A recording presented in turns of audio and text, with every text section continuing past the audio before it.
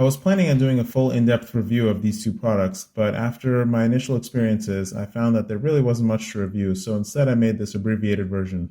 The main features of this camera are supposed to be a new casing, a new mounting system that's going to hold your angle, and an OSD that's built into the camera to give you a voltage readout. What's in the box is the camera.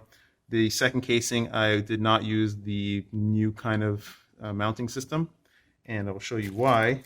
You get your wires, you get your OSD control board. The wires are probably the best part. They are actually full silicone wires. They are not the crummy little plastic wires that break and melt when you try to solder this kind of amount, which I don't really think anybody's going to use, but maybe you will. Here is the mounting bracket, which I redesigned for them when I noticed a very significant flaw. This is the exact same metal as any other HS1177. It's the same thickness. There is nothing sturdy about it. And if you I originally thought that Foxeer had done a really great job designing this case because they used these brass inserts so that you could use M2 machine screws instead of plastic screws and strip the plastic. But unfortunately, during the very first time that I screwed the screws into the case, I noticed that if you tighten the screws too far, it would actually pull the brass insert out of the case. This didn't really instill much confidence, and in the very first crash, I had the camera fly out of the quad, and I actually had to go searching for my camera.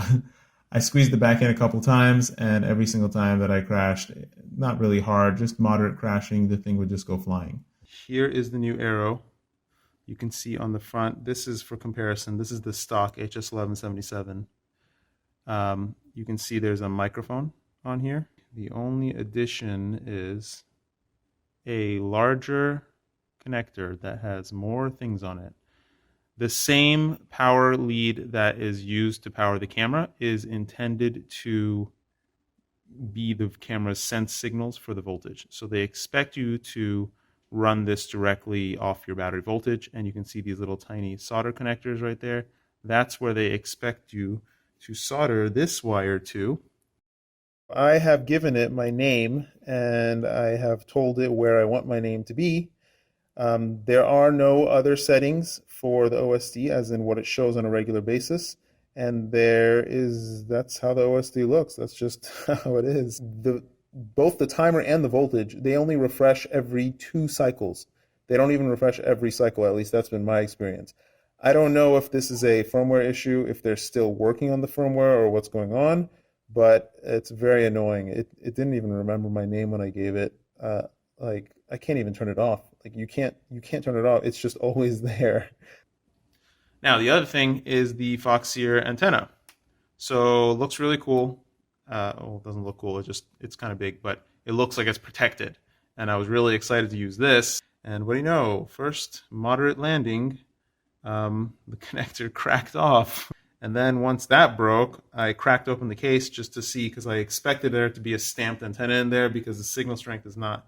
Signal strength is okay. The signal is generally not that fantastic. And I found a stamped antenna. You can compare this pretty much exactly to the SpiroNet. It performs just about exactly like the SpiroNet. For me, the AOMWay antennas, the 4-leaf clover AOMWay things, work much better than this. They're much cleaner. The signal strength is about the same, and they're smaller too. So, yeah, I wouldn't go for these